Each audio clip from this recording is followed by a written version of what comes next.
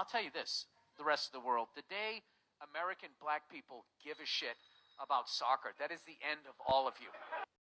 Bill Burr is absolutely correct.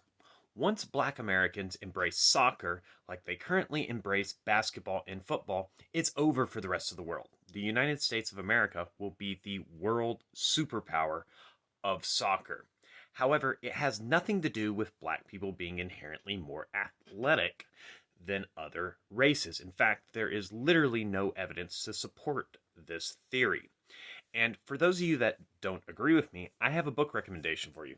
This book right here, How to Argue with a Racist by Adam Rutherford.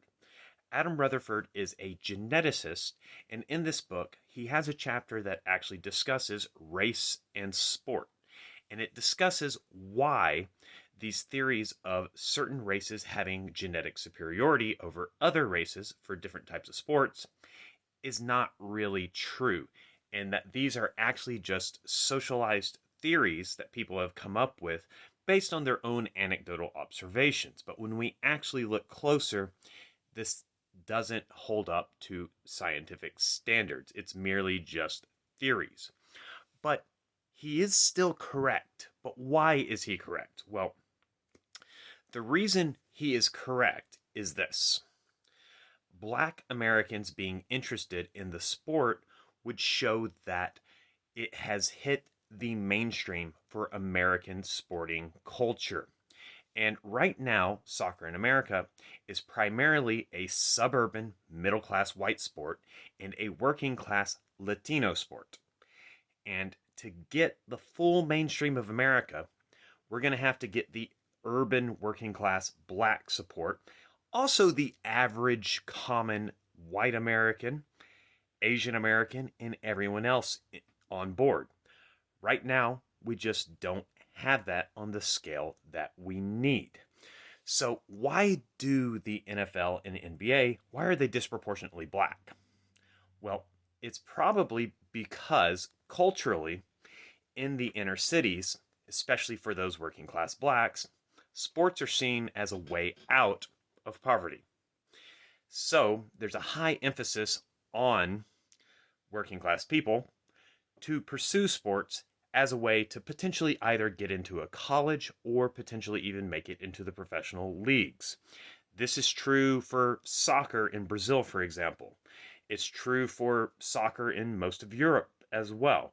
However, the common denominator here isn't race, but rather social class and the culture within the country that values sports over other things.